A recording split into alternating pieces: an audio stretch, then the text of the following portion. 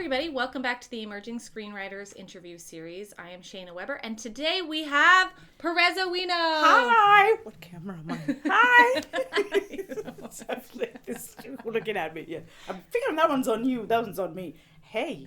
How are you? I'm good. How are you? Good. Thank you for being here and talking about your existence. Girl, that's kind of what we're doing. You're welcome. Thank you for having me. This is always so much fun doing stuff with ISA. Let's start with about you, your background, where you're from, how you got here today. Okay. So, born and raised Kenya. Kenya, that's East African. And then came to LA by way of Green Bay, Wisconsin, where I went to University of Wisconsin in Green Bay as opposed to Madison. Yay Packers!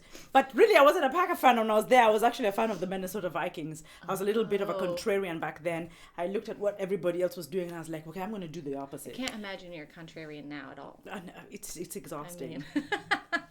For the right reasons, but sometimes it's exhausting. My husband, on the other hand, contrarian consistently.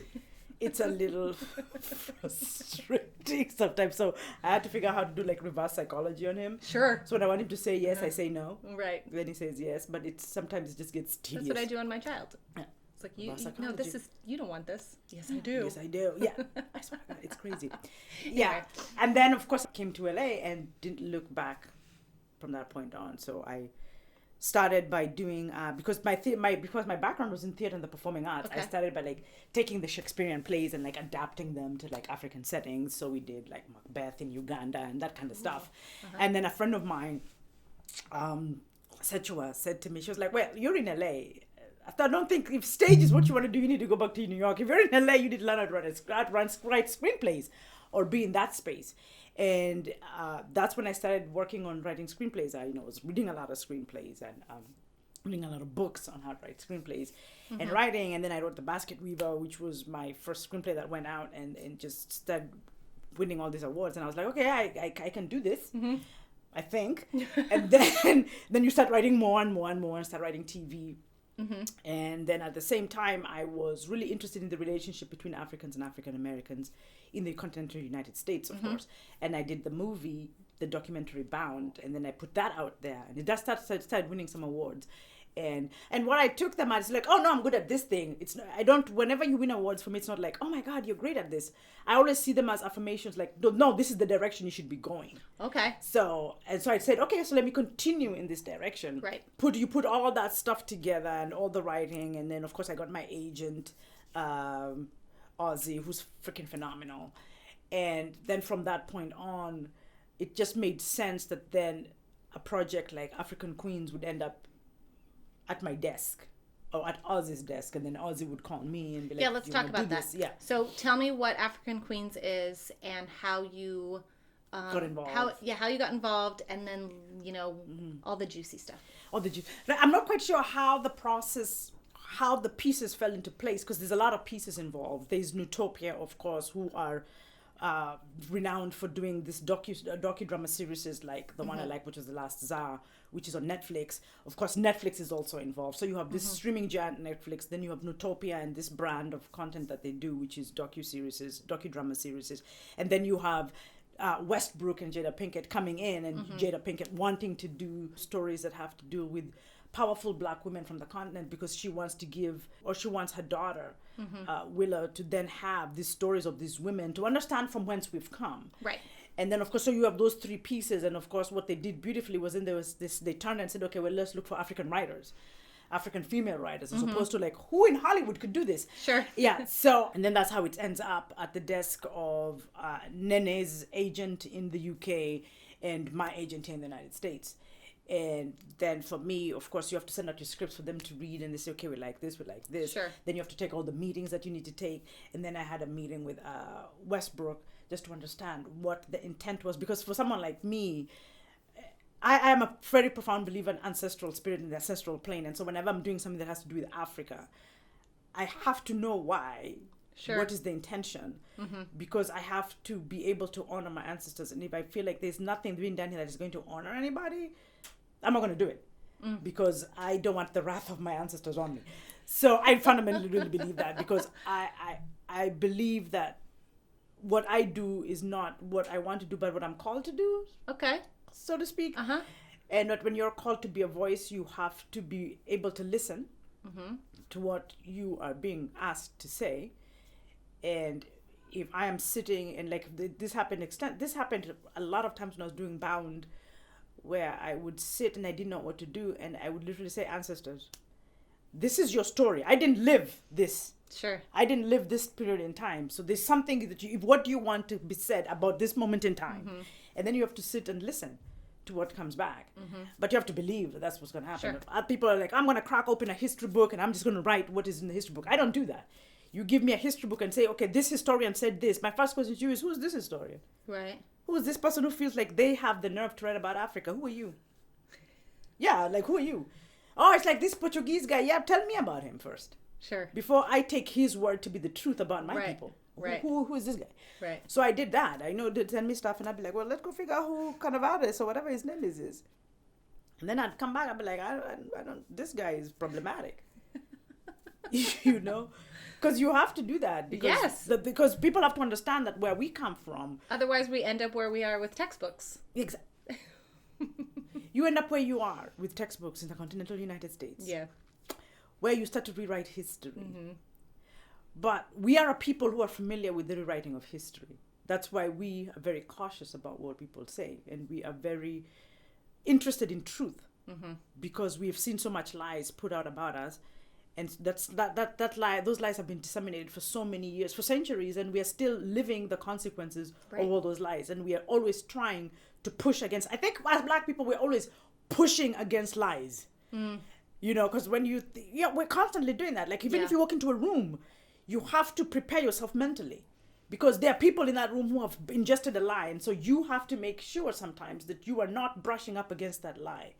So you have to be cautious. You have to walk in. That's why when you look into the room, you look for each other and be like, okay, there's a sister, there's a brother. Okay, Right. let's do this. And then you walk in and then you say something and like, oh, why do you have an attitude? And it's like, oh my God. So there's that lie now I have to brush up against. It's constant. So Sure. I'm very cautious when it comes to especially African history, but very specifically Black history. Like, I want to know who's my source. Sure. I want to know about my source. Yeah. What was his intention to write this? Then can we corroborate what this person has said? And if somebody else is saying something different, then why is this person saying something different? And that was the beauty of it, is that the beauty about working with Nutopia and maybe working and with Westbrook and Netflix in this kind of forum is you get the space to have those conversations. To be like, oh, because there's a lot of researchers. You don't just like people are tossing stuff at you. Yeah. It's a lot, and everybody's questioning everything. Right. Like, well, who's this guy?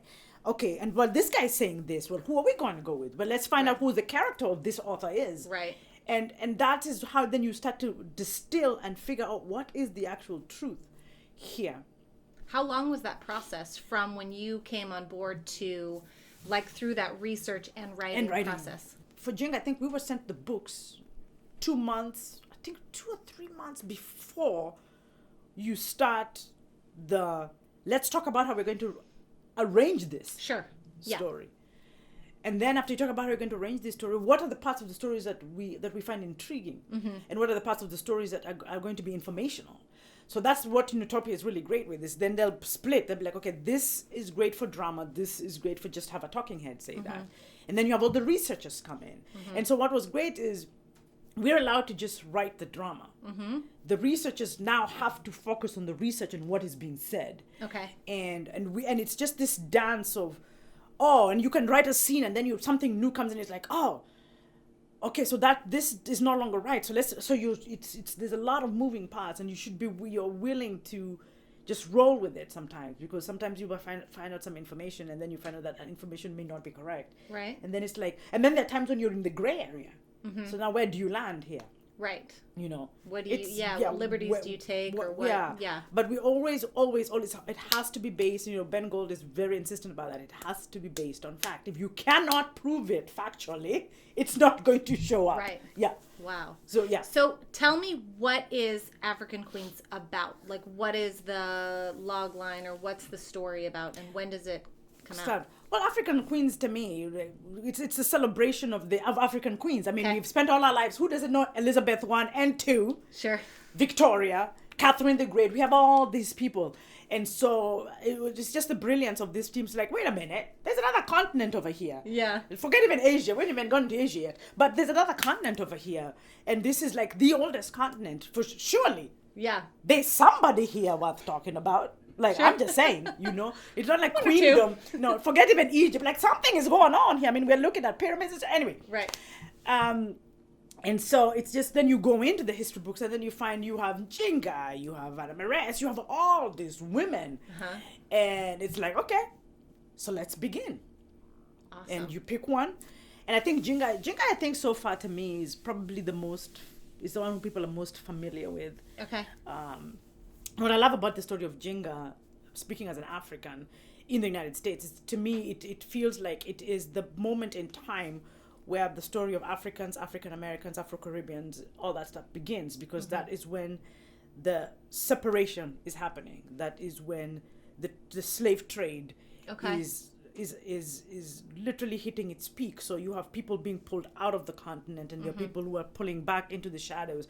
So that's when this big separation is happening. So it's almost like the birth of our collective history, that trauma that exists in the wound of arguably every black person on the planet, starts right there. And it doesn't surprise me that it starts in the Congo, which I always consider as the heart of Africa. I think it was brilliant to start with Jinga. Awesome. And or Zinga, depending on yeah, I was wondering how changes. it was pronounced when I was reading it. I was like, ninja? No. There's Jinga, You're like, some people call it Zinga, and it's, Yeah. I'm excited. So it comes out February? It comes out February 15th. Okay. Yes, in celebration of Black History Month.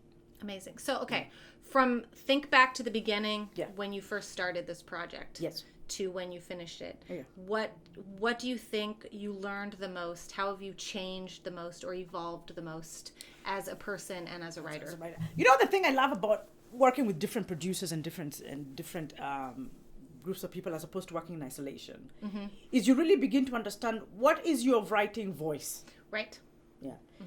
So that is the thing I loved most about the process. And that's the thing I've loved most about the work I've been doing the past 2 years with the different producers I've been working with, is understanding what my voice is and who resonates with it. Yeah. Because your voice is not going to resonate with everybody. Right. Yeah. So who resonates with it? And that to trust your voice. And that sometimes you will find it will fit in some places and it will not fit in others. But it's still your voice. Right. And just find also ways, because there was one of my mentors, her name is Bridget Wiley. Hey Bridget, love you to bits. She said something to me that was just so profound, which was, the producers, when you write, the producers are your first audience.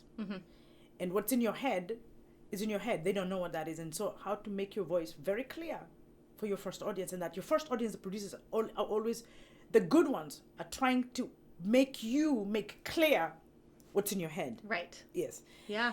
So there was a lot of that. It's been 2 years of just learning, and because your work, I'm really humbled to be in the space of working with people who have had like 20, 30-year careers. I mean, these are people who are executives at huge spaces. So they are giving you notes, and to be open to those notes, because really at the end of the day, everybody wants you to succeed. I have yet to meet a producer who's like, I want you to fail because I want this project to fail. Nobody. Everybody wants you to succeed.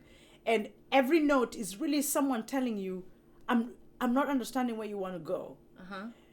And it's to find the note behind the note. Like, what is missing for you? Then you click on, this is something I want to say, but it's not coming out clear. We literally had a note session. And now I'm a note session on a different project with a phenomenal writer. I mean, she's writing big shows. I don't even know if I can say what shows she's on. And we got notes. And it's interesting how I'm looking at her and I'm like, oh, she's big. Right. And she's getting the note and I'm getting the same note. And I'm like hearing her talk and I'm like, oh my God, the writing is the same across the board for everybody. No matter how big you are. Right. We're all getting notes. Yeah.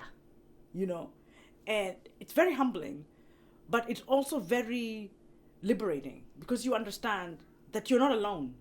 There's a whole team with you. You are never alone. That's the thing that I was most concerned. Because when you're writing features, sometimes you feel like you're alone. Right. But when you're doing TV, you are literally not alone. Ever. There's tons of people with you, and you just realize it's a collective effort. Right. Just be part of the team. Right. Yeah. How would you describe your voice now? Let me tell you something.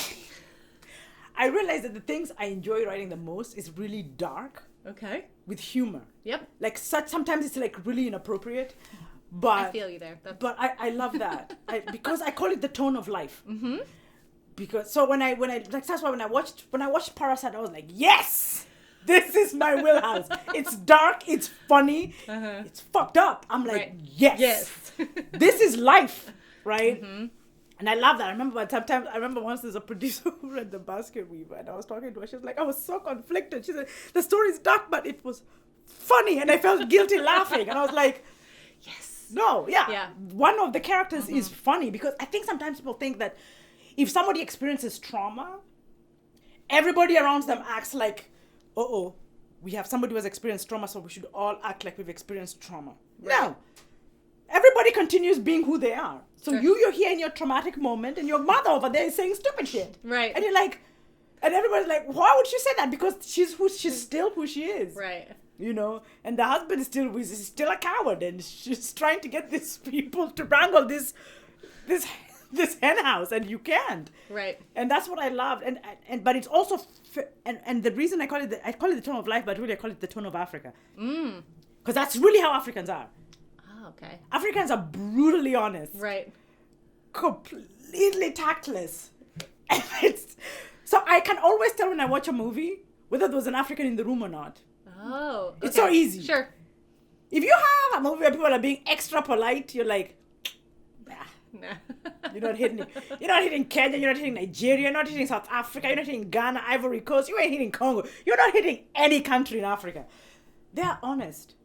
To a fault. I went home and I was because I'd been in the United States, and you get spoiled in the United States because everybody's so polite and so nice. And I was like, oh my God, I feel fat. And my mom did not wait for a minute. She's like, yeah, I see it in your back. That's Africans. That is Africans. So you're like, I asked for it. And you go, thank you. Ouch. And then you remember where you are. Mm-hmm. And you're like, oh, yeah, I'm home.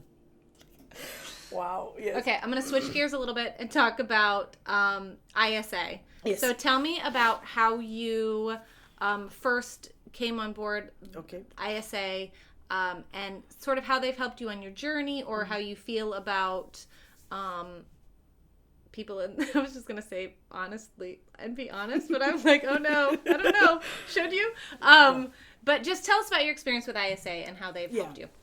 No, because one of the I came. I think it was 2018. It was the fellowship. Fast Track Fellowship. Yeah, Basket Weaver yet again.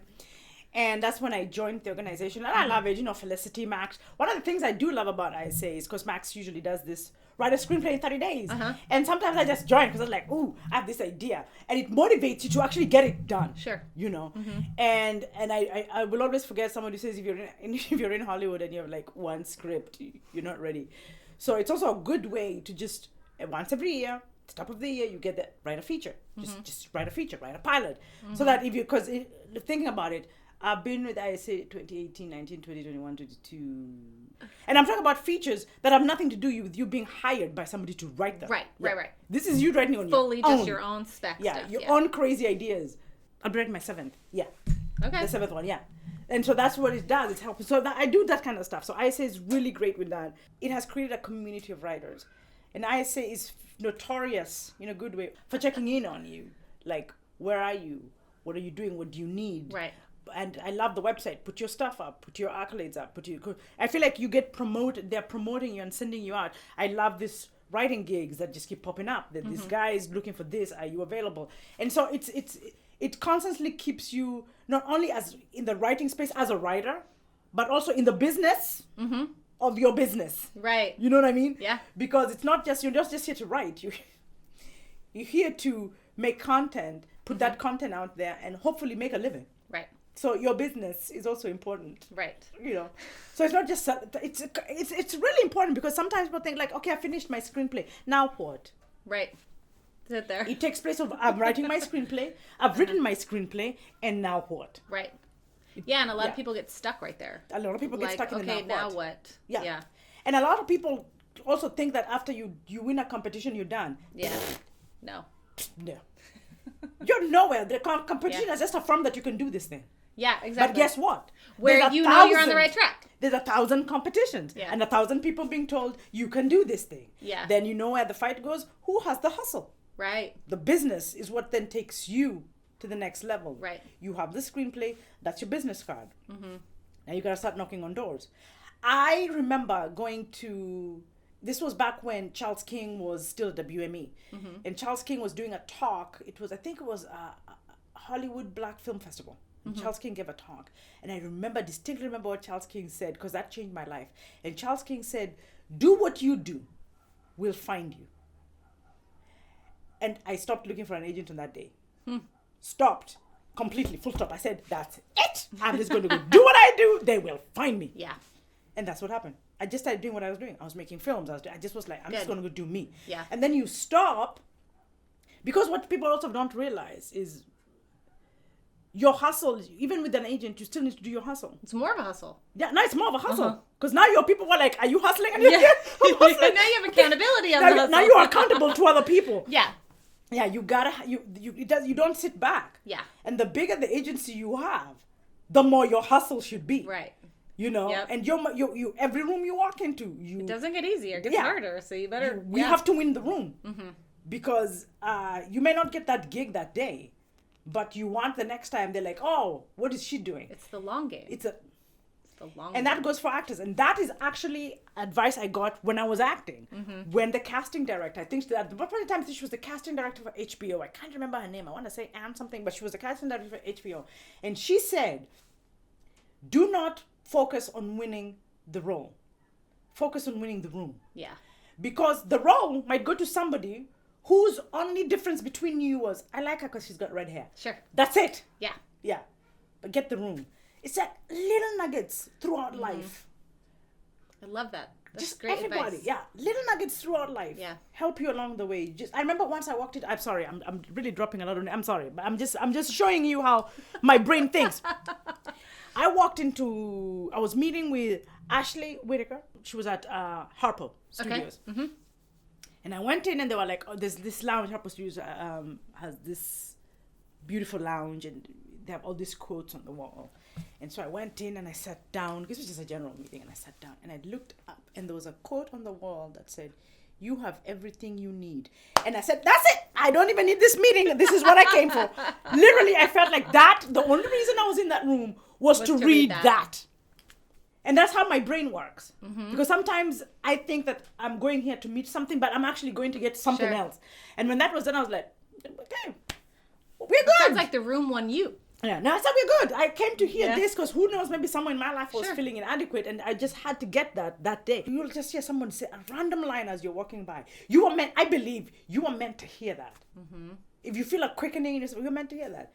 Then you can leave it. Like I'll go to parties sometimes and never have met somebody because somebody just said something. I'm like, well, I was here for that. Bye. And I'm gone. That's what I'm going to use my excuse every time I go to a party. I got what I needed in 1 second and bye. Yeah. You just walk in. Like I went to an event. This is how I met Miss Tracy Mercer, huge producer. And we went to this event and I knew nobody and I felt so uncomfortable. She came and she said one thing to me and I died laughing and I literally looked at her and I said, I was here to meet you. That's literally how my brain thinks. Go in and get one thing and leave. You know. But that's the writer mind, right? Yeah. We're always like pulling nuggets from here and there. You have to recognize those things. You got it, exactly. What advice, or looking back on your life and your career, if you looked back, if you wanted to, what would you tell your younger self? This one, I don't even have to look at my notes. Okay. Because I will never forget this one. Be braver sooner. That one always sticks with me. I mean, yeah. Be braver sooner. A lot of us wait. Yeah. A lot of us are unsure. Just be brave sooner. Yeah. If I had started doing what I'm doing now when I was like 22, my God. I know, right? Yeah. That's great advice, and I don't really think there's much else to say about that. Let's do some fun questions. Stuff. This is the fun stuff. This one I have to go to my notes. Okay. These ones were fun. What are you watching? Oh my gosh. Oh, I have to be honest, because if my husband watches this, he'll be like, you're lying. Legit tell people what you're watching, because I'm watching a bunch of crazy stuff. Yes, tell me. Well, first of all, I'm all over the world right now in what I'm watching. Okay. I'm watching The Last of Us on HBO because I loved the game. So much that my husband played it again. We started watching the show and he started to play it again. Okay. So I'm watching The Last of Us. I'm also watching Physical 100 from Korea. Have you seen this show? No. Oh my God. It's like 100 Koreans. Okay. Well, it's in Korea. Athletes of some sort. Uh-huh. They take 100 people with really great physiques. They're doing everything. There's Olympic gymnasts. There's weightlifters. There is people who do CrossFit. Competition show? It's a competition show to see which is the best physique. So it's like 100 different people. There's like a freaking, what do you call, cheerleader. Like it's this random people. And they're trying to figure out what is the best physique. So I'm watching that. Like, I don't know, something about the politeness of Korean society with the badassery, I'm gonna kick your ass. It just, to me, just works. My God. They're so polite, but they're so competitive. I'm like, this is so, like, 안녕하세요. I'm like, oh, so nice and polite. I'm gonna kick your ass. Like, that is so beautiful. So I'm watching that. What is the other thing I'm watching? I'm waiting for Babylon Berlin season 4, which is a German show, which I really love. Yeah. Yeah, I love that show. So you can see I'm in Germany, I'm in Korea, I'm in the United States, and I'm going to save the best for last. Okay. I am also rewatching my favorite. I'm going to put this here because if anybody's out there who is a BL fan, I'm rewatching my favorite Thai BL, which is Bad Buddy. I love this show. Bad Buddy? Yeah, it's called Bad Buddy. It's a Thai show. Okay. Let's get into this. So, yeah, BL is it's LGBTQ. So it's like it's called, BL means boy love. And it's a show out of Korea that's called Bad Buddy that I think to me is like, the casting is just to me just so phenomenal. I watch it and I'm like, they are so adorable. Their chemistry is just perfect. There is a scene, episode 5 is like, if I ever saw a kissing scene that made sense before, during, and after, this is it. This is literally, if I was to tell any filmmakers, like, just go watch that scene. And watch how, because you know, usually when you watch kissing scenes, people just kiss and love kiss. Not this show. Every choice that the actors make speaks to character. Even in the kiss, speaks to character. Where the characters are, what the characters fear, what the characters believe. And it's such a beautiful, to me, it's such a beautiful show. What is it on? It's on YouTube. Okay, it's a YouTube. It's on a YouTube show. I love this show. Okay. And I remember I'm gonna check it out. I was watching different BLs because I was working on a show that was dealing with LGBTQ themes. And usually when I'm dealing with a show or a script or a feature or a TV show that has got specific themes, I go globally to see what the whole world, how the whole world approaches this subject matter, what's unique about it, how can I do it in a very unique way. And so I landed into this BL space and I just spent a considerable amount of time, to my point my husband was like, are you freaking kidding me? I'm like, dude, Thailand is doing some shit. I gotta sit in Thailand for a minute. Then I was in Korea, and then I was in Japan, and each country has its different ways of handling LGBTQ based on where their society is with it and what they're trying to get out of it. Sure. I love that you know, along with your voice and what you write, that you put your money where your mouth is, and you're watching things from all over the world, and you're very worldly in terms of like being aware of what's going on everywhere. I think that's what we should all be doing, honestly. But for you specifically, I just love that you really hone into that aspect of your writing. This is a business. And the greatest gift that ever happened to me was when I got to spend 2 years working in creative advertising and marketing at Paramount Pictures, because I learned the business. And I always, no matter where I go, I tell people, artists, I'm like, if you need a part-time job, please go work in advertising, the advertising space of cinema. You will understand that this is a job. You will understand how many people and what it takes to get seats in front of the screen to watch your movie.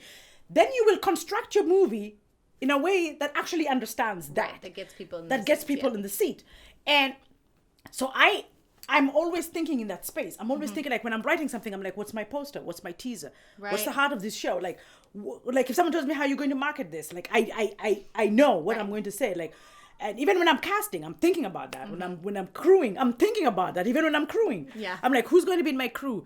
Well, you can go with a regular crew, or or you can sit down and think like, no, I really want to have, because of this show, I really want to have a female, and I want to have a Latino female. Why? Because I want to have a conversation between Black women and Latino women. You start to think about what do you want this film to do? Right. And then you start to arrange the pieces in a way to get the outcome that you want. Bound was done by me, who's Kenyan.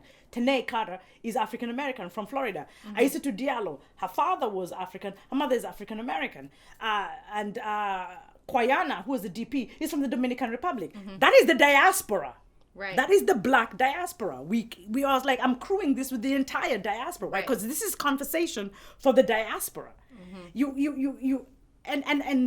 And maybe I'm coming at it from a different way. Maybe it's because when I'm writing something, I want it to do something beyond. You want it to breathe on its own and live. I want it to live beyond me. Yeah. And when I die, I want this thing to keep living. Sure. And so I come, not all things. Some things I'm like, this is just going to be fun. We're just going to have titties shaking, whatever.